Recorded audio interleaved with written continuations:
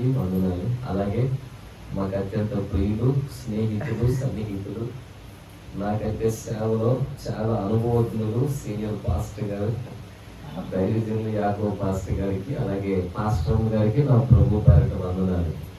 దేవునికి స్తోత్రాలు. హల్లెలూయా.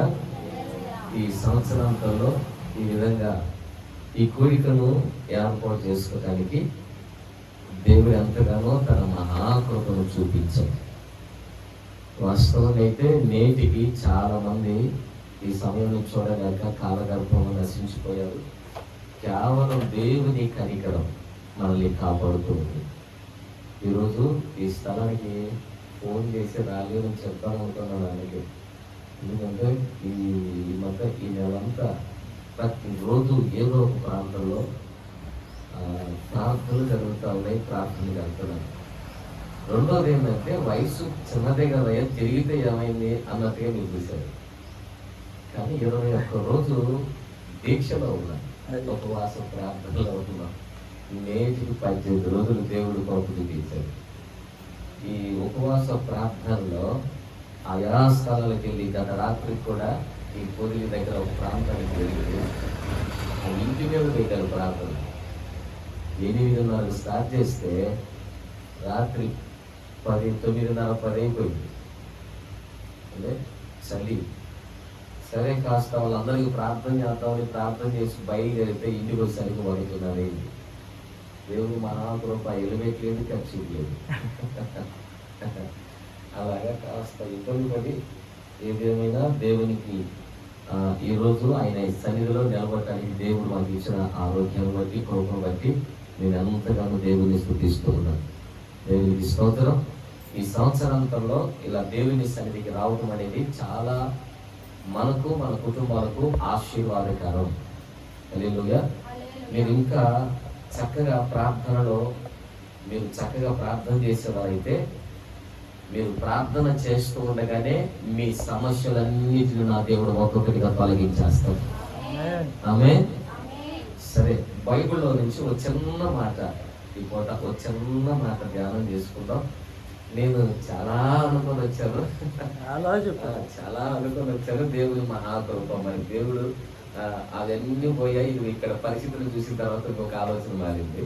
ఆ ఒక్క మాట చదవండి. బైబిల్లో యెషయా గ్రంథం 30వ అధ్యాయం 18వ వాక్యాన్ని చదువుకుందాం.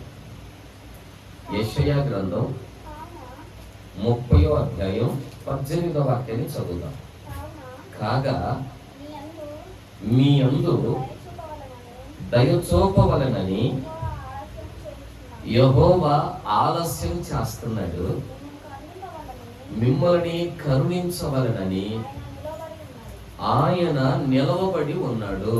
దేవునికి స్తోత్రం. ఒకసారి చెప్తారా గట్టిగా? హల్లెలూయా. ఇక్కడ ఓ చక్కటి మాట రాస్తుంది. ఏమని? కావున మీ యందు దయ చూపవలనని యెహోవా ఆలస్యం చేస్తున్నాడట, మిమ్మల్ని కరుణించాలని ఆయన నిలవబడి ఉన్నాడు. దేవునికి స్తోత్రం. దేవుడు దయ చూపాలి, కరుణించాలి.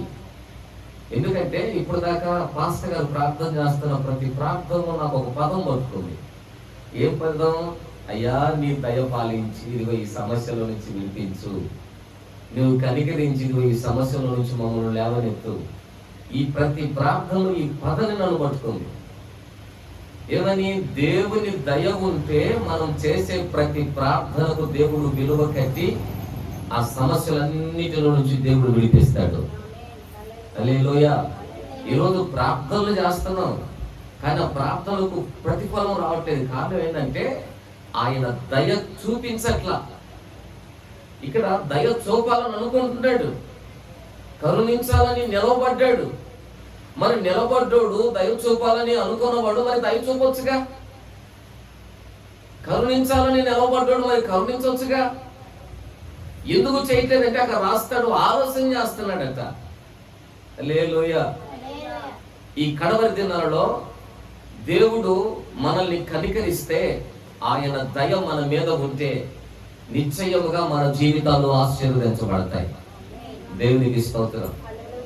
మన చరిత్ర 2026లో ఆశీర్వాదకరంగా దేవుడు చేస్తాడు. హల్లెలూయా. ఆయన దయ సంపాదించుకోవటానికి ఇదిగో ఈ ఉపవాస ప్రాంతాలకు రావాలి మనం. అర్థమవుతుందండి?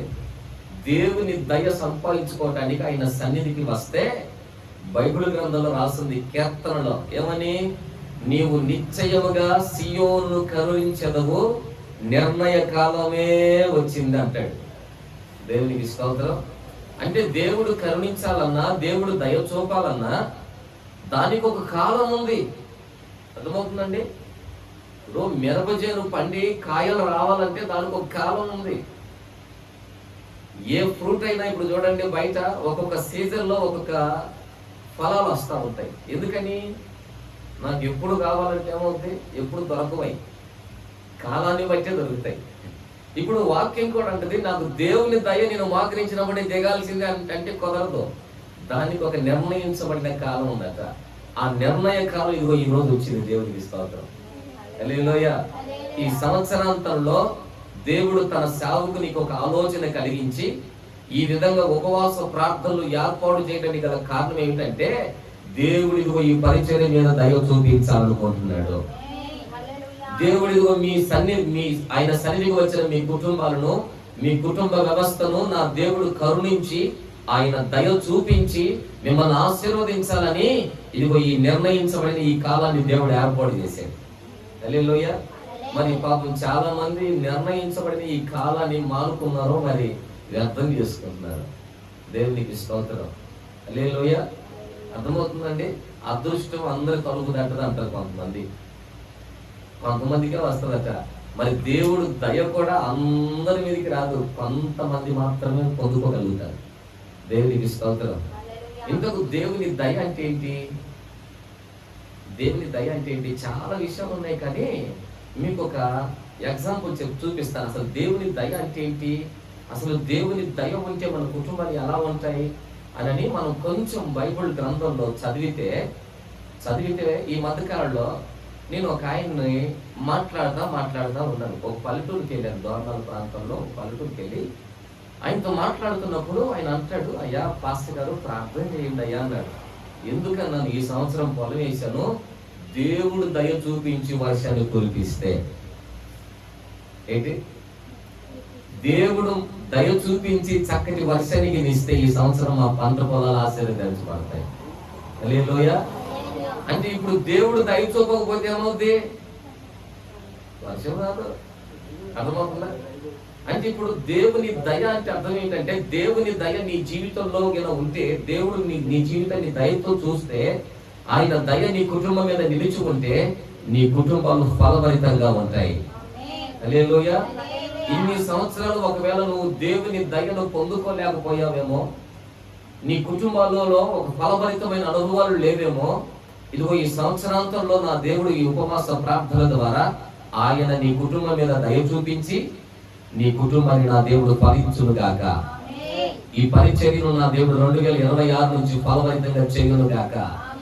ఈ చెరుకుర్తి పట్టణానికి దేవుడు తలమానికగా ఈ సేవను కట్టును గాక. హల్లెలూయా. దేవుడు దయ చూపకపోతే ఏమవుతుందో ఒక మాట చదవండి. అది ఎక్కడంటే ఇర్మియా గ్రంథం 14వ అధ్యాయం మొదటి 4 వాక్యాల్లో రాస్తాడు.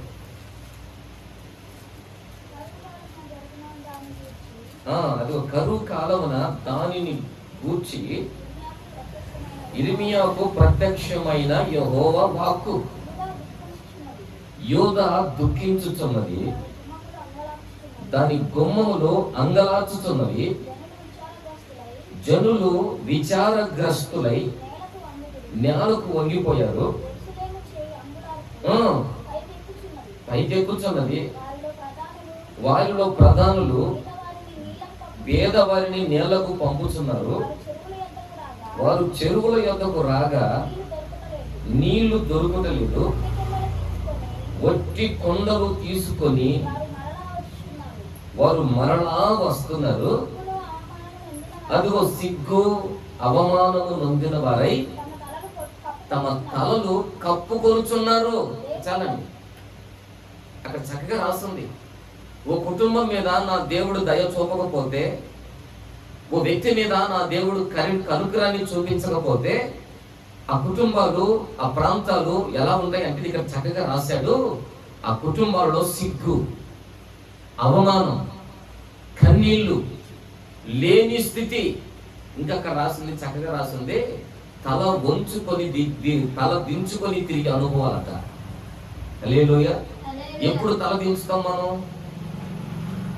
ఎప్పుడు తల దించుతాం? ఆయన దయతో కనికరిస్తే మనం తల ఎత్తుకొని తిరుగుతాం. ఆయన దయగిన మన మీద లేకపోతే ఏమవుతుందంటే మనం అనుకున్న కార్యాలు జరగవు. మనం చేపట్టిన కార్యాలలో విఫలమవుతూ ఉంటాయి. మనం ఆశించిన దాన్ని పొందుకోలేని పరిస్థితి. మనం ఆశించిన దాన్ని పొందుకోకపోతే ఏమవుతుందంటే సిగ్గు కదా, అవమానం కదా. అర్థమవుతుందా? చాలా మంది అంటారు, ఎన్ని సంవత్సరాలు భక్తి చేసేది సంపాదించాం అంటారు. మన ఇంట్లో వాళ్ళే, నేను అనేది బయట గురించి అంటలా. ఎందుకంటే కొన్ని కుటుంబాల్లో ఎక్కువగా మా దగ్గరికి అన్య కుటుంబాలు వస్తాయి. ఎక్కువగా అన్ని కుటుంబాలే. దేవుని మహాకృప ఆ ప్రాంతానికి వెళ్ళినప్పుడు వాళ్ళు బాగా విగ్రహారాధన చేసేవారు. ఆ ప్రాంతానికి వెళ్ళి దేవుని మాటలు ప్రకటన చేస్తూ ప్రార్థన చేస్తూ ఉంటే ఇలాగే ప్రారంభం సంఘం ఎంతమంది అంటే 3, తండ్రి, కుమార, పరిశుద్ధాత్మ. ప్రారంభ సంఘం మాది. దేవుని మహాకృప ఒక సంవత్సరం తర్వాత ఒక 20, 25, 30 మంది దాకా దేవుడు సమకూర్చింది. వీళ్ళంతా ఎవరంటే అన్నిలే. పూజలు చేస్తా దేవుని మందిరానికి వచ్చారు, చక్కగా దేవుని మాటలు విన్నారు, వాళ్ళ మనసును మార్చుకున్నారు, దేవుని మందిరానికి వచ్చారు. వాళ్ళ ఇంట్లో వాళ్ళు కూడా నూగరా పాడతాను వాదం అంటే వాళ్ళు అంటారట, నువ్వు పోయినావు కదా, ఏం సంపాదించినావు అంటారట. అన్నప్పుడు వాళ్ళు ఏం చెప్పలేక పాపం సిగ్గుతో తలెత్తుకుంటారట. మా దగ్గరకు వచ్చి చెప్తారు, అన్నయ్య ఇట్లా అన్నారని. అప్పుడు మేము వాళ్ళకు కొన్ని మాటలు బోధించి దేవుని దయ సంపాదించుకునేటట్లుగా మీ జీవితాలు కట్టుకోండి, మీ జీవితంలో నా దేవుడి ఘన కార్యాలు చేస్తాను. దానిని బట్టి మీ బంధువుల దగ్గర తలెత్తుకొని కలగలుగుతారు. హల్లెలూయా. ఇలా కొన్ని విషయాలు చెప్తే వాళ్ళు చక్కగా దేవుని వాక్యాన్ని విన్నారు. వాళ్ళ జీవితాలు దేవుని సేవకునికి, సంఘానికి, దేవునికి ఆ నడిపింపులో కట్టుకున్నారు. వారు దేవుని దయను సంపాదించుకుంటే ఇప్పుడు వాళ్ళ దగ్గరకు వచ్చి ఎవరు మాట్లాడలేదు. వాళ్ళ కుటుంబాలుగా దేవుని మందిలో ఉంటుంది. వచ్చేది కొన్ని కుటుంబాలైనా ఒక్కొక్క కుటుంబంలో 3, 4 దేవుడు మాకు అప్పగించారు. హల్లెలూయా. ఎవరు అర్థమవుతుందండి? ఈ రోజున మనము దేవుని దయను సంపాదించుకోగలిగితే మన జీవితంలో ఏ కరువు ఉండదు. దేవుని దయ మన మీద నిలవగలిగితే మన జీవితంలో ఏ సిగ్గు, అవమానాలు కలగవు. మనము తల ఎత్తుకొని తిరగగలిగిన స్థితిలో మనం ఉంటామట. దేవునికి స్తోత్రం. హల్లెలూయా. అక్కడ రాసింది, వారట కొండలు తీసుకొని నీళ్ళ కోసమని బావుల దగ్గరికి పోతే ఆ బావుల్లో నీళ్లు లేక సిగ్గుతో తిరిగి వస్తున్నారట. అర్థమవుతుందండి? ఈ సంవత్సరంలో మనం ఎన్ని పనులు ప్రారంభించాం, ఈ సంవత్సరంలో మనం ఎన్ని ఆలోచనలు, ఎన్ని ప్రయత్నాలు ప్రారంభించిన ప్రతి పని సఫలమవుతూ ఉందా? ప్రారంభించిన ప్రతి కార్యంలో మనం జయం పొందుకుంటూ వస్తూ ఉన్నామా? ఎందుకు పొందుకోలేకపోయాం అని అంటే దేవుని దయను మనం సంపాదించుకోలేకపోయాం. దేవుని కరుణ మన మీద లేదు. అందుకే మనం ఈ సంవత్సరంలో సిగ్గుతో, అవమానంతో ఈ సంవత్సరంతో చాలా మంది నిలిచి ఉంటారు. ఈ సంవత్సరం చేయాలనుకున్న పనులు ఆగిపోయాయే, ఈ సంవత్సరం ఇదిగో ఇలా ఉండాలనుకున్నాము, మేము చేయలేకపోయామే అని చాలా మంది వారి జీవితంలో నిరాశను వ్యక్తం చేస్తారు. అయితే ఇదిగో ఈ దేవుడు నిర్ణయించిన ఈ కాలంలో, ఈ ఉపవాస ప్రార్థనలో నువ్వు ప్రార్థన చేసుకుని అడుగుపెట్టు, నా దేవుడు దయ 2026 అంతా నీ మీద ఉండును గాక. నువ్వు అడుగు పెట్టిన ప్రతి స్థలంలో నా దేవుడు నీకు జయం అనుగ్రహించును గాక. దేవునికి స్తోత్రం. ఇంకా మనం చదువుకుంటూ పోతే చాలా విషయాలు ఉంటాయి అక్కడ. ఎందుకు వారికి ఆ కరువు అని అంటే దేవుని దయ చేత వర్షం కొరవలేదట. ఆ 3:3 ఉంటుంది అనుకుంటా, 23:3 ఉంటుంది, 3:3 ఉంటుంది. ఇక్కడ మనం చదివిన విషయంలో కూడా చివరి ఏదాకా మనం చదివి ఆపిన తర్వాత అక్కడ రాస్తుంది, దేశంలో వర్షము కురవనందున అని రాస్తాయి. వానలు కురియక మానెను, కడవరి వర్షము లేకపోయేను,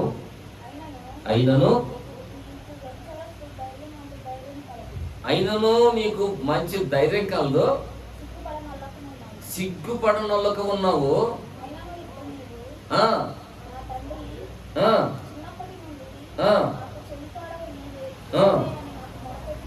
ఇక చాలండి. అక్కడ రాసిన మాట ఏంటంటే, ఓ పక్క దేశంలో వర్షాలు పడట్లా, సిగ్గుతో ఉన్నారు, అవమానంతో ఉన్నారు.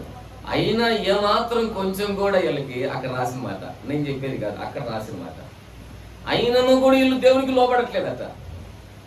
సిగ్గుపడకుండా ఉన్నవా రాశారు. అదేనమ్మా మనం చదివిన మాటలో. ఓ పక్క కుటుంబంలో మేలు పొందలేదు, ఒక పక్క అన్ని దిగజారిపోయాయి, అయినా కొంచెం కూడా సిగ్గు లేకుండా మళ్ళీ జీవిస్తున్నాడు అన్నట్టుగా రాసింది అక్కడ. హల్లెలూయ. ఏమైనా అర్థమవుతుందండి? ఓ పక్క పరువు పోయింది, ఓ పక్క సమాజంలో విలువ లేదు, ఓ పక్క భార్య వెళ్ళిపోయింది, ఓ పక్క పిల్లలు చెదిరిపోయారు, అయినా సిగ్గు లేకుండా తాగుడు మాత్రం మానదు.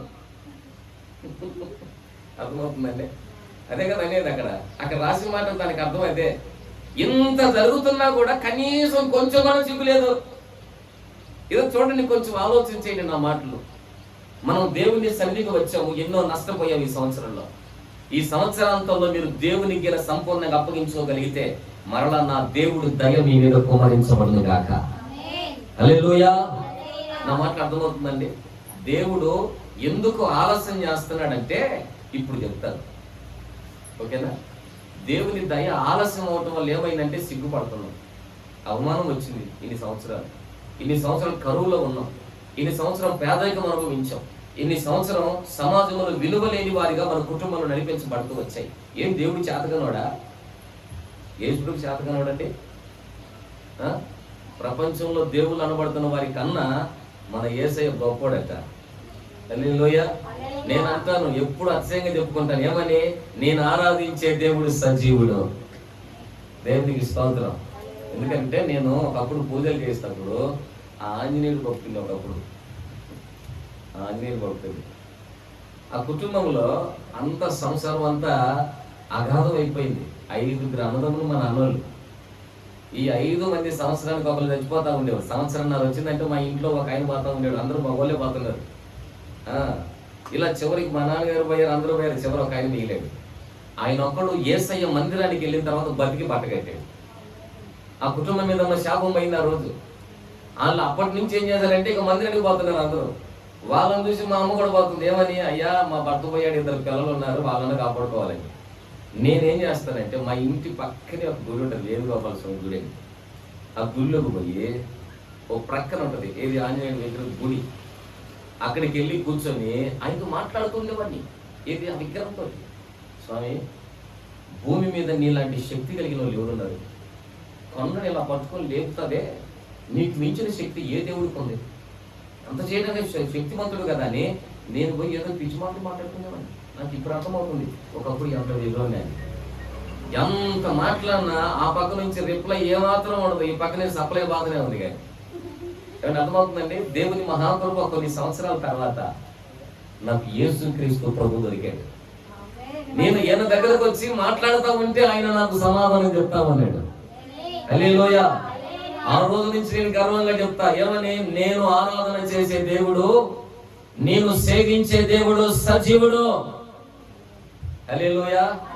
అర్థమవుతుంది? మన దేవుడు ఎవరంటే సజీవుడు. అంటే మనం ప్రార్థన చేస్తే ఆలకించే దేవుడు, ఆయన వైపు చేతులు చాపితే కనుకరించే దేవుడు, దయ చూపించే దేవుడు.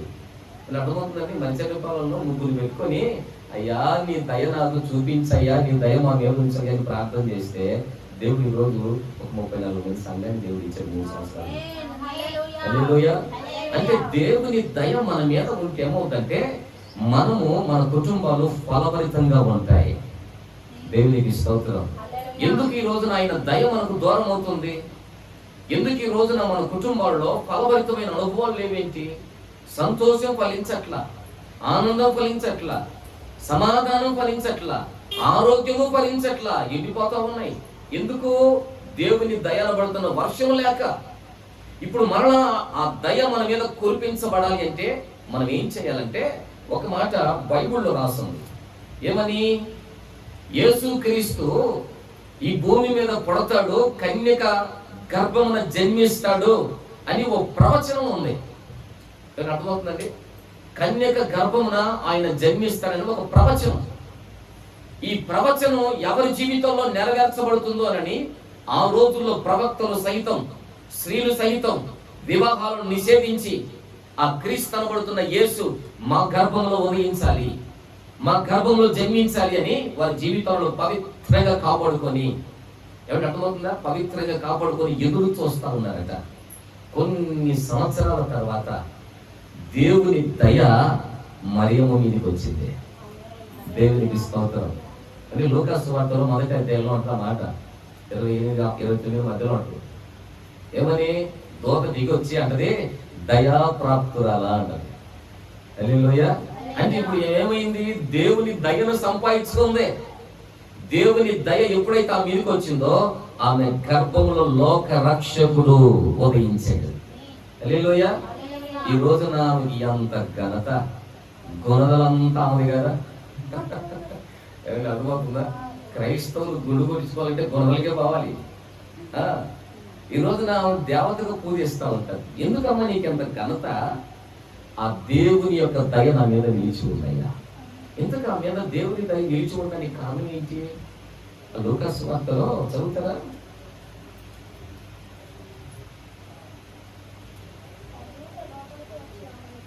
ఆ 47వ వాక్యమమ్మా, మొదటి అధ్యాయం. లూకా సువార్త మొదటి అధ్యాయం 47వ వాక్యం చదవండి.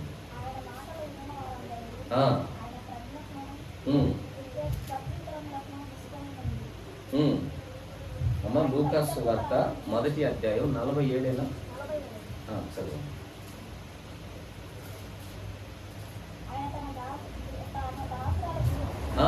అది ఆ మాట.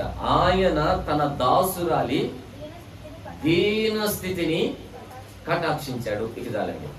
ఒకసారి చేతులు చెప్తారా హల్లెలూయా అని? హల్లెలూయా. ఈ రోజున దేవుని దయను ఎవరు సంపాదించుకుంటారు? ఎవరి మీదికి దేవుని దయ వస్తుంది? ఏమంటే నా మాట అర్థమవుతున్నాయా? ఈ సంవత్సరాంతంలో మనం దేవుని సన్నిధికి వచ్చాం.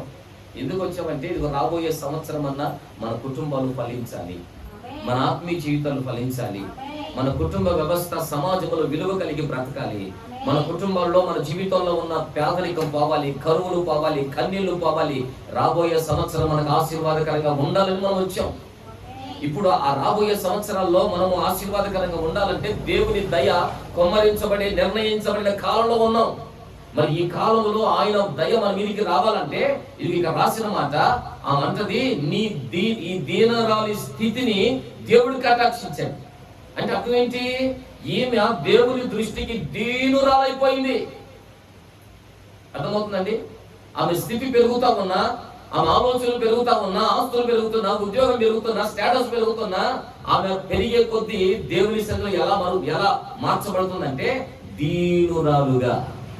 దేవునికి స్తోత్రం. ఈ రోజున ఎవరైతే దేవునికి దీనులుగా కనబడతారో, అర్థమవుతుందండి? దీనులు అంటే ఎవరు? తగ్గించుకున్నవారు, దేవుని ప్రేమను సంపాదించుకున్నవారు. దానికి మరొక ఆపోజిట్ ఉంటది. కొంతమంది దేవుని ప్రేమను సంపాదించుకోరు, దేవుని కోపాన్ని పొందుకుంటారు. దేవుని కోపం ఎప్పుడైతే మన మీద ఉంటుందో అప్పుడే దేవుని దయ మన మీదకి దిగిరాదు. బైబిల్లో నూతనంగా రాజుగా ఎన్నిక చేయబడినటువంటి ఏలియా అనే ఒక దైవజనుడు ఉన్నాడు. ఈ దైవజనుడు క్రొత్తగా ఆ రాజ్యంలో పరిపాలన చేయడానికి అడుగుపెట్టి, ఆ రాజ్యంలో ఉన్నటువంటి ఒక రాజు ఉన్నాడు. ఆ రాజు పేరు ఏంటంటే ఆహాబు. ఆయన దగ్గరికి వెళ్ళి అంటాడు, నా మాట కాక ఈ సంవత్సరం మంచైనను వర్షమైనను ఈ దేశంలో కురవదు. దేవునికి స్తోత్రం. నా మాట కాక మీ కుటుంబాల మీద దేవుని దయ పొరపాటున దిగి రాదు. ఎందుకు?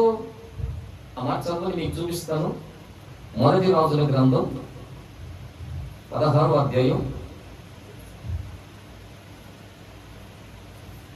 28.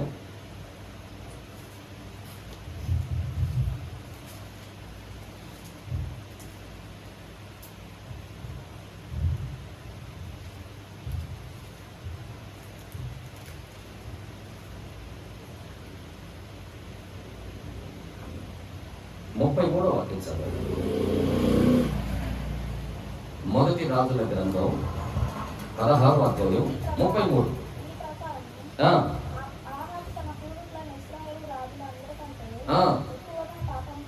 ఎక్కువగా పాపం చేసి ఇశ్రాయేలీయుల దేవుడైన యెహోవాకు కోపము పుట్టించెను. ఇక చాలా అక్కడ రాసిన మాట ఏంటంటే, ఆ దైవజనుడు చెప్తాడు, ఇతని రాజ్యములో మంచైనను వర్షమైనను కురవదు, ఆకాశం మూయబడింది అంటాడు. ఎందుకు మూయబడింది? ఎందుకు ఆ కుటుంబాలు ఫలభరితమైన అనుభవాలు లేకుండా ఎండిపోవడానికి కారణం ఏంటంటే, ఆ దేశంలో ఉన్నటువంటి పరిపాలన చేసే రాజు దేవునికి విరోధంగా జీవించి కోపాన్ని పుట్టించాడు. అర్థమవుతుందండి? ఎప్పుడైతే దేవునికి కోపాన్ని పుట్టించాడో ఆ దేశం మీద ఇక వర్షం కురవట్లేదు, దేవుని దయ కుమ్మరించబడట్లా. ఈరోజు చూడండి, కొన్ని కుటుంబాలు ఎందుకు ఎండిపోతున్నాయి? ఎందుకు ఫలభరితమైన అనుభవాలు లేవు?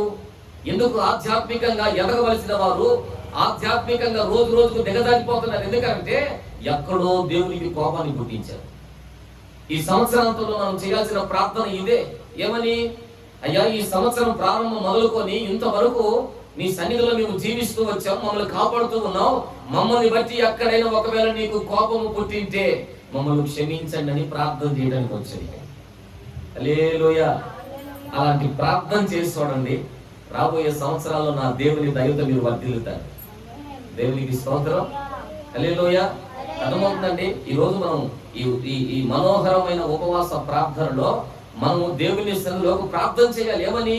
అయ్యా, నా మాట ద్వారా, నా ఆలోచనల ద్వారా, నా ప్రవర్తన ద్వారా, ఇదిగో తండ్రి, నా జీవిత విధానం ద్వారా, నా కుటుంబం ద్వారా ఎక్కడైనా ఒకవేళ మీకు కోపాన్ని పుట్టించిన అనుభవాలు ఉంటే నన్ను క్షమించండి అని దేవుని సన్నిధిలో నువ్వు పశ్చాత్తాపడి ప్రార్థన చేయగలిగితే నిశ్చయముగా నా దేవుని దయ నీ మీద కుమ్మరించబడుతుంది. దేవునికి స్తోత్రం. నేను అర్థమవుతుందండి? ఆహాబు రాజు మీదకి దేవుని కోపం రావడం ఏంటి? మరియమ్మ మీదకి దేవుడు దయ చూపించడం ఏంటి? ఈ మరియమ్మ మీద ఎందుకు చూపించాడంటే ఆమె దీనురాలు, దేవునికి దీనురాలుగా మార్చబడింది. కానీ ఆహాబు మాత్రం దేవునికి విరోధంగా జీవించాడు, దేవునికి కోపాన్ని పుట్టించే పనులు చేశాడట. ఇంతకు దేవునికి ఎప్పుడు కోపం వస్తుంది? చాలా మంది అనుకుంటారు యేసుప్రభు ప్రేమ స్వరూపి అంటారు, కానీ యేసయ్య కూడా కోపం వస్తుంది. వచ్చిందా కదా? ఒకసారి యేసయ్య యెరూషలేములో అడుగు పెడితే వ్యాపారం చేస్తున్నారట. యెరూషలేము పడుతున్న దేవాలయంలో వ్యాపారం చేస్తున్నాడు. ఏ వ్యాపారం? మీకు అర్థమయ్యే బాధలు చెప్పంటారా? వ్యాపారం చేస్తున్నాడు. ఏ వ్యాపారం?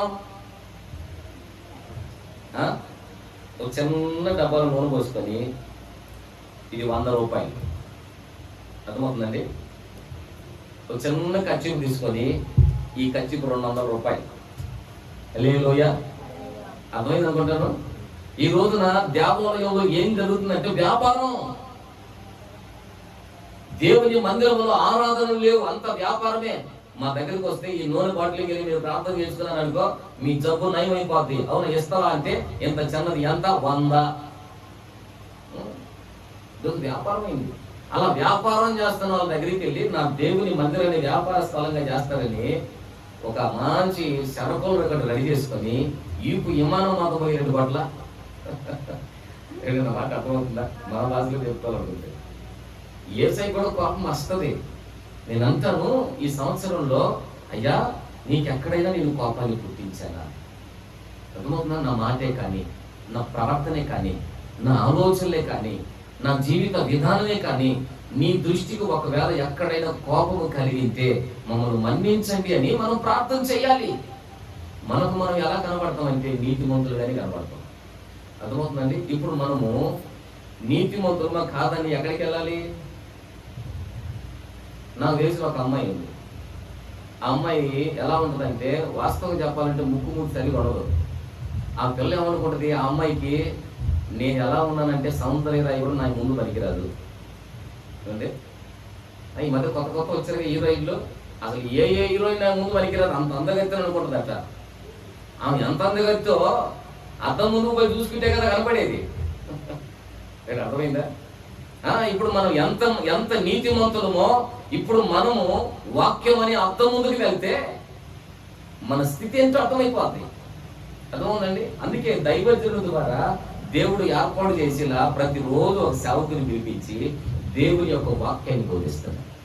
హల్లెలూయా. అర్థమవుతుందండి? అందరూ పెట్టుకున్నారు కదా, మనం కూడా పెట్టుకున్నాము. అన్ని చోట్ల జరుగుతున్నాయి కదా, ఇక్కడ కూడా జరిగిందని చాలా మందికి నిర్లక్ష్యం ఉంటుంది. ఎందుకనంటే రాబోయే సంవత్సరం నీకు అత్యధికమైన మేలు పొందుకోవడానికి దేవుడు తన సేవకుని ఏర్పాటు చేసుకుని ఈ కూడికలు ఏర్పాటు చేశాడు. హల్లెలూయా. ఈ సంవత్సరం ఇది ఏ కాలం అంటే నిర్ణయ కాలం. ఎందుకు? దేవుడు తన మహిమను, తన దయను, తన కరుణాన్ని మన మీద చూపబోయే కాలం. దేవునికి స్తోత్రం. కనుక ఏ విషయంలో దేవుడు కాపాడ్డాడో ఒక మాట చదవని మీకు చూపిస్తాను. దినవృత్తాంతముల గ్రంథం 36వ అధ్యాయం 15వ వాక్యాన్ని చదువుతాం.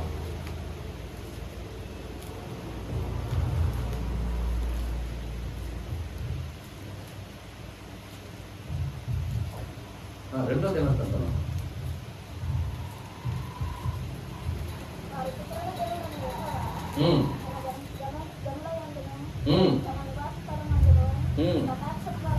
కటాక్షము గలవాడై వర్తమానం పంపుచూ వచ్చెను.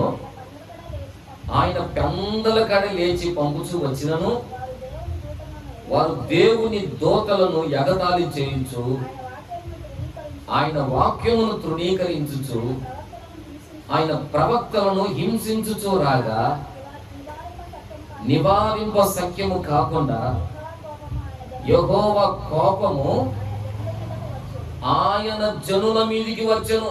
ఇక చాలండి. ఎందుకు దేవుడి యొక్క కోపము ఆ దేశం మీదికి, ఆ ప్రజల మీదకి వచ్చిందనంటే, పెందల కాడనే లేచి తన దూతలను పడుతున్న సేవకులను వారి యొద్దకు పంపించి, దేవుని వాక్యానుసారం ఇలా బ్రతకండి, దేవుని వాక్యానుసారం ఇలా జీవితాన్ని కట్టుకోండి అని వాక్యాన్ని బోధిస్తూ ఉంటే వారు దేవుని వాక్యాన్ని తృణీకరించారట. తృణీకరించడం మాత్రమే కాదు, సేవకుని కూడా తృణీకరించేశారట. అప్పుడు దేవుడు కోపడ్డాడు. హల్లెలూయా. నా మాట అర్థమవుతుందండి? దేవుడు ఎందుకు కోపపడ్డాడంటే, దేవుని వాక్యము హెచ్చరిస్తా ఉన్నప్పుడు, గద్దిస్తా ఉన్నప్పుడు, మాట్లాడుతూ ఉన్నప్పుడు ఆ మాటను వాళ్ళు తృణీకరించారు. అప్పుడు దేవుని కోపం వచ్చిందట. అర్థమవుతుందండి? ఈ సంవత్సరంలో దేవుని వాక్యం ఎన్నిసార్లు మనకు బోధించింది, ఎన్నిసార్లు దేవుని వాక్యం మనల్ని హెచ్చరించింది, ఎన్నిసార్లు దేవుని యొక్క వాక్యము మనల్ని గద్దించి, ఇదిగో ఇలా నడువు, ఇలా జీవించు, ఇలా నీ జీవితాన్ని కట్టుకో అని ఎన్నిసార్లు దేవుని యొక్క మాటలు సేవకుల ద్వారా మనకు బయలుపరుస్తూ ఉన్నాడు. ఎన్నిసార్లు చెప్పాడండి. కానీ ఆ వాక్యాన్ని ఈ రోజుల్లో చాలా మంది ఎవ్వరు లక్ష్యం చేయట్లా. ఏమంటున్నారో తెలుసా? ఈ పాస్టర్లు అందరూ అట్టే చెప్పుకుంటున్నారులే. ఏంటి మీ కాడేమో కానీ మా కాడ మాత్రం చాలా మంది ఉన్నారు. మేము పాస్టర్లు అన్నాక అట్లా చెప్పాలి, మరి విశ్వాసాలు అన్నాక ఇన్ని వదిలేయాలంటే. నేటి ప్రపంచం అలాగే మారింది. అందుకే క్రైస్తవ్యంలో దేవుని యొక్క మేలుడు సంవత్సరాలు గతించుతున్నా చూడలేకపోతున్నాం. ఈరోజు దేవుని యొక్క మాటలు నీ ముందుకు వచ్చినప్పుడు, అయ్యా ఈ సంవత్సరం ఎన్నిసార్లు నాకు సేవకుడు చెప్పాడు, నీ వాక్యం నన్ను చాలాసార్లు గద్దించింది, నీ వాక్యం చాలాసార్లు నన్ను హెచ్చరించింది, అయినా నీ మాటకు నేను లోపడకుండా జీవించానయ్యా. అందుకే నా మీద, నా కుటుంబం మీద నీ కోపం ఉందేమో, అందుకే నీ దయ నా మీద చూపలేకపోయావు. ఎన్నోసార్లు సమస్యల్లో ఉన్నాను, ఇబ్బందుల్లో ఉన్నాను, రోగాల్లో ఉన్నాను, అయినా నువ్వు నన్ను ఎందుకు కనుకరించలేకపోయావంటే, ఇదిగో నీ మాటను తృణీకరించినందుకే నీకు కోపం పుట్టింది. ఇక నుంచి ఆ విషయంలో నీ సన్నిధిలో పశ్చాత్తాపడుతున్నానని దేవుని సన్నిధిలో పశ్చాత్తాపడగలిగితే, అర్థమవుతుందండి, రాబోయే సంవత్సరం నీకు ఆశీర్వాదం. హల్లెలూయా. నా మాట కొంచెం శ్రద్ధగా మీరు ఆలకించండి, కొంచెం ఆలకించండి. మన జీవితాలు వాక్యానుసారంగా కట్టుకోవడానికి మనం ప్రయత్నం చేస్తే దేవుడు నీ విషయమై సంతోషించేవాడై ఉన్నాడు. హల్లెలూయా. అర్థమవుతుందండి? ఈ రోజుల్లో చాలా మందికి వాక్యము ద్వారా హెచ్చరించిన, వాక్యము ద్వారా గద్దించిన ఎవరు ఒప్పుకోవట్లా. ఏమండి, కొంచెం మీరు ఆలోచించండి. ఒకవేళ మీరు మా సంఘంలో మేము అలా ఉన్నా, మేము హెచ్చరిస్తాను అనుకోబాకండి. ఈ మాటలు చాలా మంది వినాలి. దేవునికి స్తోత్రం. ఈ రోజుల్లో నేడు ప్రపంచం ఎలా మారిందంటే, ఎంతసేపు వాళ్ళకి ఏం కావాలి? నేను ప్రతిదీ వాక్యం చూపించి చెప్తాను, నేను బయట విషయాలు చెప్పను, ప్రతిదీ వాక్యానుసారంగా చెప్తాను. ఇశ్రాయేలు ప్రజలకు కూడా ప్రతిరోజు ఫ్రెష్గా మన్నా కురుస్తూ ఉంది. వాళ్ళు ఫ్రెష్గా మన్నా కురుస్తూ ఉంటే ఏమన్నా తెలుసా? ఎప్పుడు ఇదేనా, ఇంకేం కావాలి? దర్శనాలు లేవా ఈ చర్చిలో? ఏంటి ఈ చర్చిలో ప్రవచనాలు లేవా? అంతేనా వాళ్ళు అనింది? ఎప్పుడు ఇదేనా తిని తిని నోరు సబ్బపడిపోయిందే, ఇంకేం కావాలి? కీరకాయలు కావాలి, దోసకాయలు కావాలి, ఉల్లిపాయలు కావాలి, తెల్లగడ్డలు కావాలని ఎడుతున్నారట. సంఖ్యాకాండంలో ఉన్న మాట మరి తెల్లగడ్డలు లేవని ఎడుతున్నారట ఈ రోజున. అందుకు దేవుడికి కోపం వచ్చింది. అరే ఫ్రెష్గా దేవదూతలు తినే ఆహారం అండి ఎవరికి దొరికింది? ఇలా దేవుని యొక్క మాటలు ఈ కడవ దినాల్లో ఎక్కడ దొరుకుతాయి అంటే? దైవజనుడు ఈ ప్రాంతానికి ఎందుకు వచ్చాడు అని నేను కొంచెం ఆలోచన చేస్తే, ఒకప్పుడు మినిస్ట్రీలో చక్కగా పరిచయం చేసిన సేవకుడు, సీనియర్ పాస్టర్, అనేక స్థలాల్లో వందల మందికి వాక్యాన్ని బోధించిన సేవకుడు ఈరోజు ఎందుకు ప్రభా ఈ స్థలానికి తీసుకొచ్చావంటే, ఇదిగో ఈ ప్రాంతంలో కొన్ని కుటుంబాలను నేను దీవించి ఆశీర్వదించడానికి. హల్లెలూయా, హల్లెలూయా. ఈ శ్రేష్టమైనటువంటి వాక్యం బోధించగలిగిన సేవకుడు అండి. ఈ రోజున వాక్యం ఎవరు అంగీకరించట్లా? ఏం కావాలి? టెంటికి వేసి దర్శనాలు చూడకూడదు నేను పెడితే హౌస్ఫుల్ అయిపోతుంది ఈ రోజున. ఏమండి కొంచెం ఆలోచన చేయండి. సంవత్సరాంతంలో ఉన్నాం మనం. ఈ సంవత్సరం అంతా దేవుని కొరకు నువ్వు పరుగులు ఎత్తావు, దేవుని కొరకు నీ ప్రయాస, దేవుని వాక్యాన్ని విని వాక్యానుసారంగా కట్టుకోవడానికి ప్రయాసపడ్డావా? దర్శనాల కొరకు, అద్భుతాల కొరకు, ఆశ్చర్య కార్యాల కొరకు, నూనె డబ్బాల కొరకు పరిగెత్తావా? అప్పుడే దేవుడు కాపాడ్డాడు ఈ విషయంలో. హల్లెలూయా. ఒకవేళ నీకు నూనె డబ్బా అవసరం అయితే దేవుడు తన సేవకునికి బయలుపరిచి నూనె డబ్బా పాస్టర్ గారినే తీసుకొని వచ్చి పెట్టేవాడు. ఏమంటారు? నా మట్టుకైతే నేను అలాగే అనుకుంటాను. ఒకవేళ ఈ సంఘంలో నీ కోసం ఒకవేళ నీకు అవసరం అయితే, ఏది 100 రూపాయల ఖర్చుకి నీకు అవసరమైతే పాస్టర్ గారిని ప్రేరేపణ కలిగించి ఆ ఖర్చులనే పాస్టర్ గారిని తీసుకొని వచ్చి కూర్చోబెట్టేవాడు. హల్లెలూయా. ఈ కడవరి దినాల్లో ఎందుకు దేవుని కోపము ప్రజల మీద రగులుతుందంటే, ఫ్రెష్గా దేవుని యొక్క వాక్యము సేవకుల ద్వారా బయలు వెళ్తామంటే ఆ వాక్యాన్ని ఈ రోజున తృణీకరిస్తా ఉన్నారు. ఆ వాక్యానుసారం కట్టుకోవట్లేదు. హెచ్చరించిన, గద్దించిన ఎవరిలో పడుతున్నారు? ఈరోజు గద్దిస్తే ఎవరిలో పడుతున్నారు? ఎందుకు ఈ రోజున సంఘాలు విచ్ఛిన్నం అయిపోతున్నాయంటే, హెచ్చరించిన, గద్దించిన ఎవరు ఒప్పుకోవట్లా. ఒప్పుకుంటున్నారా? ఒక ఆమె మందిరంలో నిద్రపోతుంది. మందిరంలో మా దగ్గర ఒక పాస్టర్ గారు ఉంటాడు, నాతో పాటు కలిసి ఉంటాడు ఒక అన్న కూడా. ఆయన బాగా చూసే నేను వాక్యం చెప్పేటప్పుడు ఆమె నిద్రపోతుందో ఏమో. ఒకరోజు వాక్యం ముందు మైక్ తీసుకొని ఆయన అన్నాడు, మా ఎందుకు నిద్రపోతావు చర్చిలో? కొంచెం కూడా జ్ఞానం లేదు అన్నాడు. అంతే.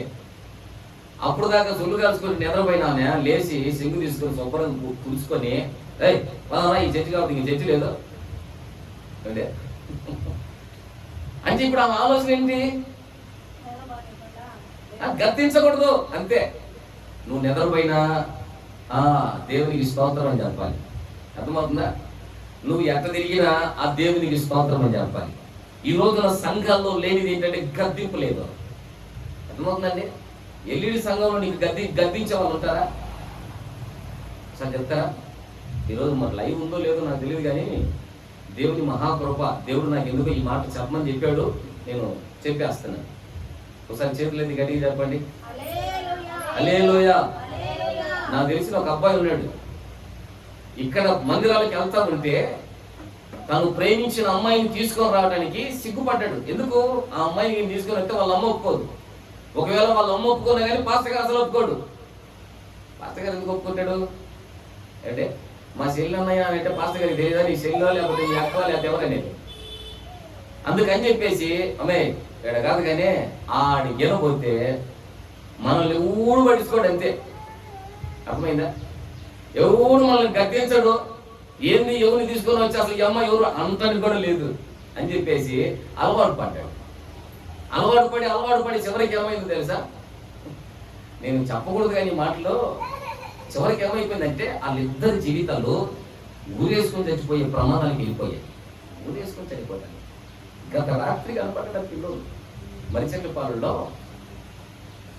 మేము కోటను చూసుకొని 1:30 ప్రాంతంలో ఒంగోలు నుంచి ఒక పాస్టర్ గారు వస్తే ఆయన బస్సు ఎక్కడానికి నిలబడి ఉన్నాం. అప్పుడు ఏసన్న గారు పాటలు పెట్టుకొని వచ్చాడు. ఆయన అవతారం చూస్తే ఎలా ఉందంటే జోగులు గుట్టెలాగున్నాడే, ఏంద్రనైనా ఇట్లా తిరుగుతున్నాడు అని నేను అనుకున్నాను. జుట్టు పెరిగిపోయింది, నిక్కర వేసాడు. చొక్కా చూస్తేనేమో నిక్కర్ కూడా మునిగిపోయాను ఉంది. 4 గుండీలు తీశాడు, జుట్టు బాగా పెరిగింది. తాగాడు. ఆయన దగ్గరకు వచ్చి, బ్రదర్ ఏంటి నువ్వు పాటలు ఏంటున్నావు అంటే, అదో మీరు పాస్టర్లు కదా అన్నాడు. అంటే అప్పటికే మేము సివిల్ బాగా వైట్ అండ్ వైట్లో ఉన్నాం. ఏసై పాటలు ఏంటున్నావు, నీ అవతారం చెప్తే ఏం చెప్తున్నానంటే, నన్ను ఒక అమ్మాయి మోసం చేసిందంటే.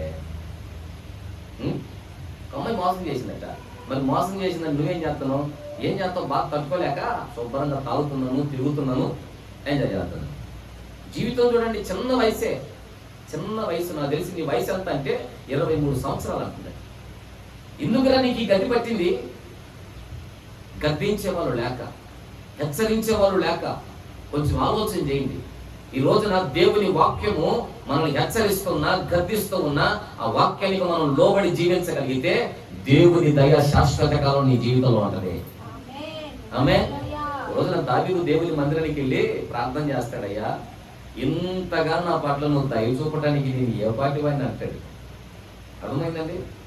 ఎందుకయ్యా నా మీద ఎంత నువ్వు దయ చూపించావు, నా కుటుంబాన్ని స్థిరపరిచావు, నా జీవితాన్ని ఆశీర్వాదకరంగా మార్చావు, నన్ను దినదినము వర్ధల చేశావు, ఎందుకయ్యా నాకు ఎంత దయ చూపించావంటే నేను అనుకున్నాను. అప్పుడు దేవుడు అనేటాడు, ఏం లేదు అబ్బాయి, నిన్ను గద్దించినప్పుడు నువ్వు గద్దింపు లోబడే మనసు నీలో ఉంది. అర్థమైందా? దావీదులో గద్దించినప్పుడు లోబడే మనసు ఉంది. నాతాను ప్రవక్త వచ్చి గద్దించాడు, ఏయ్ దావీదు, నువ్వు చేసేది అక్రమం, నువ్వు చేసేది పాపం, ఆ దుర్మార్గుడు నీవే అని అంటే వెంటనే గద్దింపు లోబడిపోయి ప్రార్థన చేసుకున్నాడు. పశ్చాత్తాపడి ప్రార్థన చేశాడండి. అందుకే ఈ రోజున దావీదుకు శాశ్వత కృపను దేవుడు ఇచ్చాడు. హల్లెలూయా. అర్థమవుతుంది. శాశ్వత కృపను దావీదుకి ఇవ్వడానికి కారణం ఏంటంటే గద్దింపుకు, దేవుని వాక్యానికి వెంటనే లోబడ్డాడట. ఆయన లోబడి కొద్ది దేవుని యొక్క దయ అతని మీద విస్తరించబడుతూనే ఉంది. దేవునికి స్తోత్రం. ఈ సంవత్సరాంతంలో మనం ప్రార్థన చేసుకోవాలి. ఈ సంవత్సరాంతంలో దేవా, ఎక్కడ నీకు కోపం పుట్టించాను, ఏ విషయంలో నీకు కోపం పుట్టించానని నువ్వు దేవుని సన్నిధిలో పశ్చాత్తాపడగలిగితే నిశ్చయముగా నా దేవుని యొక్క నీతి వర్షము ఆకాశపు జలముతో నీ కుటుంబాన్ని నింపి నా దేవుడు ఫలభరితముగా చేయును గాక. దించిన నీ తలలో నా దేవుడు పైకెత్తేటప్పుడు నా దేవుడు చేయును గాక. దేవునికి స్తోత్రం. ఇంకొక ఆయన కూడా ఉన్నాడు. ఆయన పేరు ఏంటంటే మనశ్శే. ఇతను కూడా ఎవరంటే చిన్న వయసు, 22-25 సంవత్సరాలకే రాజు అయిపోయాడు. 25 సంవత్సరాలకి రాజు అయ్యాడు. ఈ నిండు యవన ప్రాయంలో కొంచెం తన తోటి స్నేహితులను స్నేహం చేసి వాళ్ళ ఆలోచనతో కడుతున్నాడట రాజ్యాన్ని. అప్పుడు ఒక దైవజనుడు వచ్చాడు, అబ్బాయి నువ్వు రాజు ఈ దేశానికి, ఇదిగో ఇలా జీవించకూడదు, ఇలా ఉండాలి అని అంటే అతను ఏం చేశాడు తెలుసా? రెచ్చిపోయి, రాజుకే నువ్వు ప్రశ్నించే అంత తోడుగా ఈ రాజ్యాన్ని పరిపాలన చేసే రాజు నేను, నన్నే గద్దిస్తావా, నన్నే హెచ్చరిస్తావా అని చెప్పి ఆ దైవజనుడిని కాళ్ళు చేతులు గొలుసులతో కట్టి చెరసాలలో వేయించాడట. తర్వాత జరిగిన విషయం ఏంటంటే, ఈ మనశ్శే రాజు యొక్క శత్రువులను దేవుడు లేపితే ఆ శత్రువులు వచ్చి మనశ్శే మీద పడి మనశ్శేని, తన రాజ్యాన్ని కొలగొట్టి ఈ మనశ్శేని గొలుసులతో కట్టి కుక్కను ఈడ్చుకుంటూ పోయినట్టుగా ఈడ్చుకుంటూ పోయారట. ఎందుకయ్యా నీకు ఈ పరిస్థితి కలిగింది అని అంటే, దైవజనుడు హెచ్చరించినప్పుడు, దైవజనుడు మాట్లాడినప్పుడు, దేవుని వాక్యం నీతో మాట్లాడుతున్నప్పుడు ఆ దానికి నువ్వు లోబడక దేవుని కోపం వచ్చి శత్రువులకు అప్పగించాడు. ఏం చేశాడు? శత్రువులకు అప్పగిస్తే వాడు ఊర పొదులుతాడా? ఓ పక్క అప్పులు పెడతాడు, ఓ పక్క రోగాలు పెడతాడు, ఓ పక్క సమస్యలు పెడతాడు. నువ్వు ఏది చేసినా కలిసి రాకుండా చేస్తాడు వాడు. ఎవరనేది హల్లెలూయా. నెమ్మదిగా ఉన్నవాళ్ళని నెమ్మది లేకుండా చేయడమే వాడి పని. ఈ రోజున చూడండి, ఎందుకు నీ జీవితంలో ఇలాంటి పరిస్థితి, శత్రువు చేతికి అప్పగించే పరిస్థితి ఎందుకు వచ్చిందంటే నువ్వు దేవుడికి కోపాన్ని పుట్టించావు. హల్లెలూయా.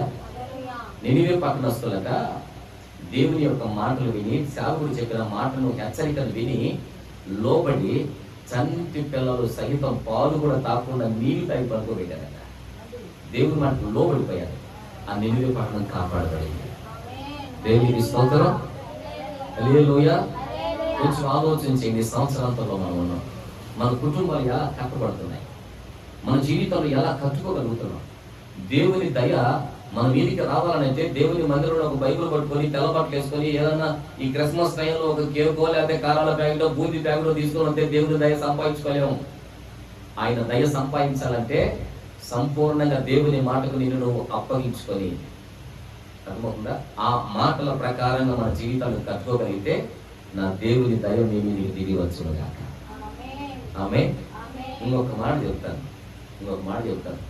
దేవుని దయన పడుతున్నటువంటి ఆకాశ జలము ఎందుకు మనల్ని కలిపి మన జీవితాలు ఫలభరితంగా ఎందుకు చేయట్లేదంటే, ఇంకొక మాట చదవండి.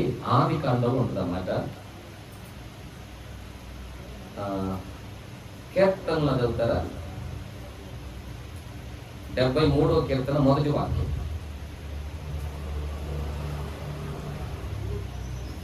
73వ కీర్తన మొదటి వాక్యం.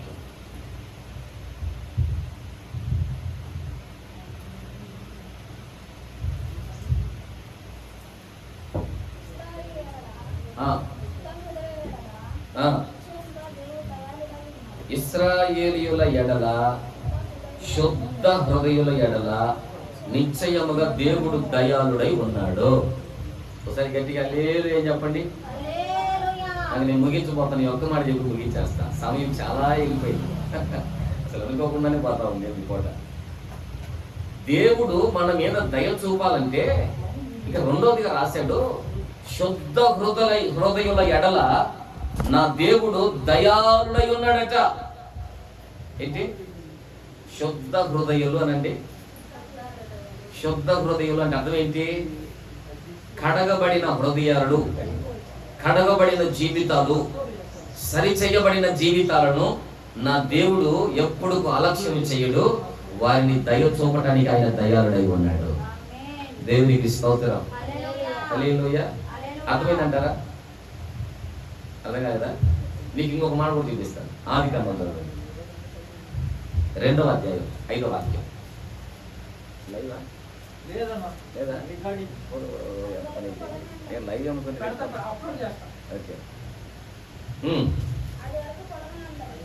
అది వరకు పొలమునందలి ఏ పొద భూమి మీద లేదు, పొలమందలి ఏ చెట్టు మలవలేదు. ఎందుకంటే దేవుడైన యెహోవా భూమి మీద వాన కురిపించలేదు. ఎందుకు కురిపించలేదు? ఇప్పుడు చదవమ్మా. నేలను సేద్యపరచడానికి సేద్యగా లేడంతే. లేలో చెప్పండి. ఇక్కడ మనం చక్కటి మాట రాసింటే చూసాం. ఏంటి? ఆ రోజుల్లో భూమి మీద ఏ చెట్టు అయినను ఏ పొద అయినను మనవలేదు. ఎందుకు మనవలేదు? ఆకాశం నుంచి వర్షం లేదు. అర్థమవుతుందా? ఆకాశం నుంచి దేవుని యొక్క దయ కురిపించట్లేదు. ఆ కుటుంబాలలో ఏ ఆశీర్వాదం లేదు. అర్థమవుతుందా? ఏ మేలు లేదు, ఏ సంతోషము లేదు, ఏ క్షేమము లేదు. ఎందుకు క్షేమం లేదంటే ఆ కుటుంబాల మీద దేవుడు దయ చూపించట్లా. ఎందుకు నువ్వు దయ చూపించలేదు అనంటే సేద్యం చేయటానికి సేద్యగా లేడట. ఏంటి? సేద్యగా ఉందా అంటే ఇంకొక మాటలో చెప్పాలంటే వ్యవసాయం చేయటానికి వ్యవసాయకుడు లేడు. హల్లెలూయా. ఇందాక మనం చదివిన మాటకి ఈ లింక్ ఉంది. అది చెప్పాడు, శుద్ధ హృదయంలో ఎడల దేవుడు దయాళుడై ఉన్నాడు కదా. ఇప్పుడు శుద్ధ హృదయం అంటే అర్థం ఏంటి? శుభ్రం చేసేవాడు కావాలి. అర్థమవుతుందా? ఇప్పుడు పొలం కూడా బాగా పండాలంటే ఆ పొలానికి ఎవరు కావాలి? వ్యవసాయకుడు కావాలి. అని ఏమంటారు? చేతిగాడు అంటారు. ఈ చేతిగాడు పని ఏంటి? కలుపు మొక్కలు బీకేస్తుంటాడు. అర్థమవుతుందా? వీడి పని ఏంటి? ఈయన పని ఏంటంటే ఈ కలుపు మొక్కలను, అర్థమైందా, ఈ అపవిత్రమైన ఆలోచనలు, ఈ అపవిత్రమైన తలంపులను, ఈ అపవిత్రమైనటువంటి హృదయంలో ఉన్న అపవిత్రమైన కార్యాలన్నిటినీ ఎప్పటికప్పుడు తొలగిస్తూ ఉంటాడు. ఈ రోజున వాక్యం కూడా అదే అంటది. మనిషిని హృదయంలో ఎన్నో ఉన్నాయట. అర్థమవుతుందండి? మనిషి యొక్క హృదయంలో, కుటుంబాల్లో ఈ రోజున లోక సంబంధమైన అపవిత్రమైన కార్యాలు ఎన్నో ఉన్నాయి. ఈ సంవత్సరాంతంలో నీ జీవితంలో ఉన్న ప్రతి అపవిత్రమైన దానిని నువ్వు సంపూర్ణంగా శుద్ధి చేసుకోగలిగితే, సంపూర్ణంగా దాన్ని తొలగించుకోగలిగితే, సంపూర్ణంగా దాన్ని తీసివేయగలిగితే, నా దేవుడు నీ పట్ల దయాళుడై ఉన్నాడు. దేవునికి స్తోత్రం. హల్లెలూయా. అర్థమవుతుందని నా మాటలు కాస్త మీరు కొంచెం ఆలోచించండి. దేవుడు ఒక పొలం వేసాడట. ఒక పొలం వేసాడు. ఆ పొలము ఎంత చక్కగా వేసాడంటే, ముళ్ళ తప్పులు ఇవన్నీ ఉంటే అన్నిటిని నరికి శుభ్రం చేసి, ఎవరికి అర్థమవుతుందా, ఒక మంచి పొలం వేసాడట. పొలం వేసి దాని చుట్టూ కంచి వేసినటువంటి ఆయన ఒక రోజున ఏం చేస్తున్నాడంటే నరికేస్తున్నాడు.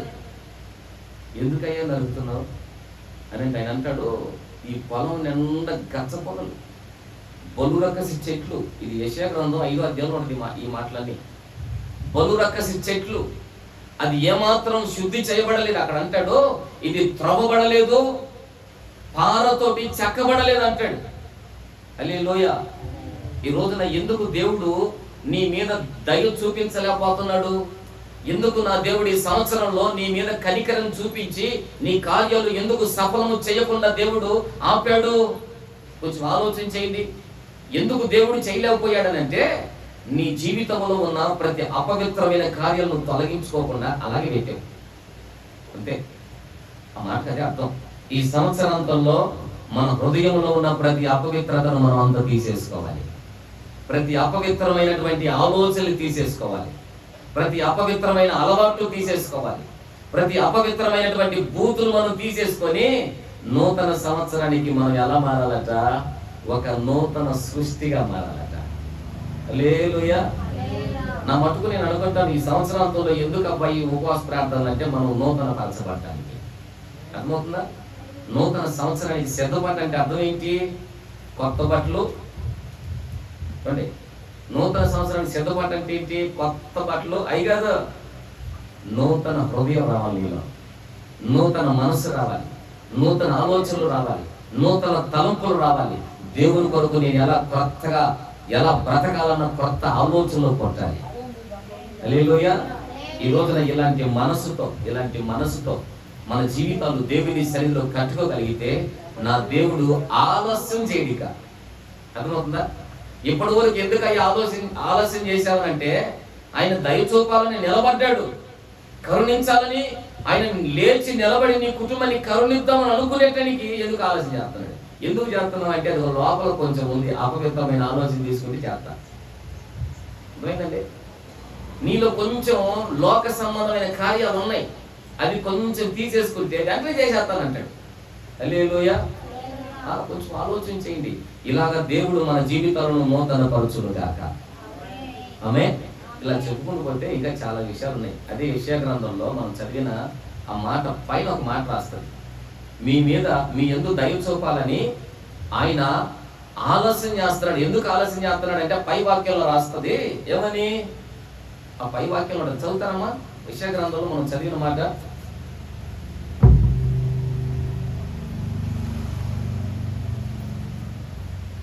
30వ అధ్యాయం 17వ వాక్యమా?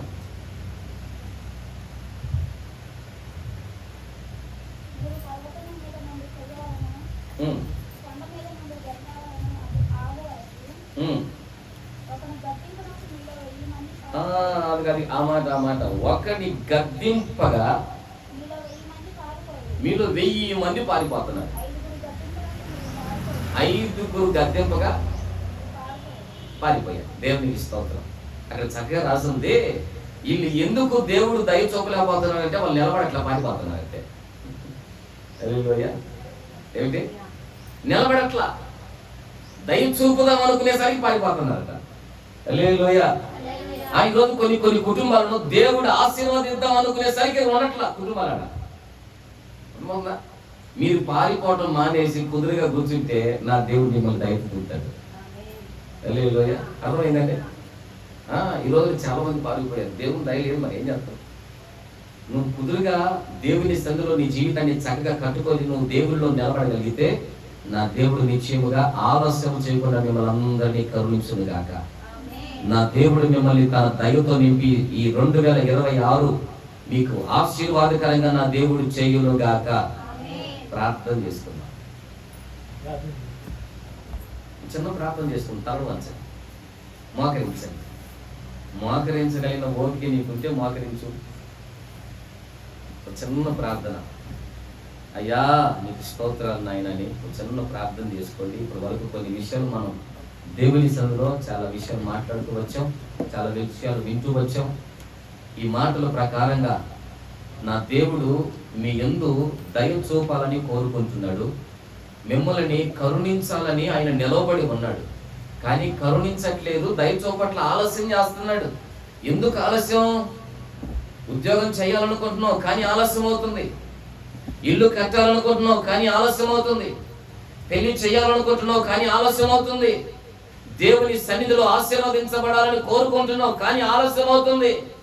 ఎందుకు ఆలస్యం అవుతుందని అంటే దేవుడు నీ పట్ల దయ చూపలేకపోతున్నాడు. ఈ రోజున కొంచెం ఆలోచించేది. ఎందుకు ఆలస్యం అవుతుందంటే ఎక్కడో నువ్వు దేవునికి కోపం పుట్టించావు. ఈ పగటి వేళ చక్కగా దేవుని మాట ప్రకారం మన జీవితాలు కట్టుకుందాం. ఆయన గద్దించగా, ఆయన హెచ్చరించగా, ఆయన మాటలు తన సేవకుల నోట ఉంచి అనేక మార్లు ఈ సంవత్సరంలో ఎన్నో మార్లు మనతో మాట్లాడి ఉండగా ఆ మాటలను మనము లెక్క చేయక, ఆ మాటలను మనం తిరస్కరించి తృణీకరించి దేవునికి కోపాన్ని పుట్టించాం. అహాబు దేవుని మాటలు తన దూతల ద్వారా గంగల కడని లేచి పంపిస్తా ఉంటే ఆ మాటను తృణీకరించారట. ఈ సంవత్సరంలో ఎన్నోసార్లు దేవుని వాక్యుని ఎంతగా హెచ్చరించిన, ఎంతగా నీతో మాట్లాడినా ఆయన మాటలు ఒకవేళ తృణీకరించి ఒకవేళ నీ జీవితాన్ని కట్టుకున్నావేమో, ఈ సంవత్సరాంతంలో ఒక మంచి తీర్మానం చేయి. ప్రభా, నీ మాటల ప్రకారంగా నా జీవితాన్ని కట్టుకుంటాను, నా కుటుంబాన్ని కట్టుకుంటాను, నా వ్యక్తిగత జీవితాన్ని కట్టుకుంటాను. నన్ను మీరు హెచ్చరించినప్పుడు, గద్దించినప్పుడు దావీదు వలె నేను లోబడతాను. నువ్వు మంచి తీర్మానం చేయగలిగితే నిశ్చయముగా ఆయన నీ పట్ల దయ చూపించువాడై ఉన్నాడు. రెండవదిగా, శుద్ధ హృదయాల ఎడల ఆయన దయ చూపించే దేవుడై ఉన్నాడు. శుద్ధ హృదయం అంటే నీలో ఏ అపవిత్రత ఉండకూడదు, వాటన్నిటినీ తొలగించుకో. గలతీ పత్రికలో రాస్తాడు, మనుషుల హృదయంలో ఏమున్నాయో ఇవన్నీ మన హృదయంలో నుంచి తొలగించుకోగలిగితే నా దేవుడి సంవత్సరాంతంలో నీకు దయ చూపించి కరుణించి 2026 సంవత్సరం మిమ్మల్ని ఫలభరితంగా నా దేవుడు చేయాలని కోరుకుంటుండగా ఒక చిన్న తీర్మానంతో ప్రార్థన చేద్దాం. ప్రేమగల తండ్రి, పరిశుద్ధుడా యేసయ్యా, మీ ఘనమైన నామానికి స్తోత్రం నాయనా. అయ్యా, ఈ పరిచయం మీరు ప్రేమించి ఏర్పాటు చేసినటువంటి ఈ ఉపవాస ప్రార్థన కూడికలను బట్టి నీకు స్తోత్రాలు నాయనా, స్తోత్రం నాయనా. ఎంతవరకు ప్రభా ఈ ఉపవాస కూడికలో మా మధ్యకు మీరు దిగి వచ్చారు, ప్రారంభంలోనే అడుగు పెట్టారు, పాటల ద్వారా మహిమ పొందారు. నీ సన్నిధిలో చేసిన ప్రతి ప్రార్థన మీరు చక్కగా ఆలకించి చక్కటి సమాధానాలు మీరు కలుగు చేయబోతున్నారు. స్తోత్రాలు. ప్రత్యేకించి సంవత్సరాంతంలో నైనా మా జీవితాలు నీ దయ చేత నింపబడాలని, నీ కనికరం మా మీద ఉండాలని మీరు చక్కగా మాతో మాట్లాడుతూ వచ్చారు. కానీ నీ దయ మా మీద ఉండకుండా, నీ కనికరం మా మీద చూపకుండా ఆలస్యం చేస్తున్నారు. ఆలస్యానికి కారణం ఏమిటో కూడా చెప్పారయ్యా. ఎక్కడైనా ఒకవేళ మీకు కోపము పుట్టించిన అనుభవాలుంటే దయతో క్షమించండి.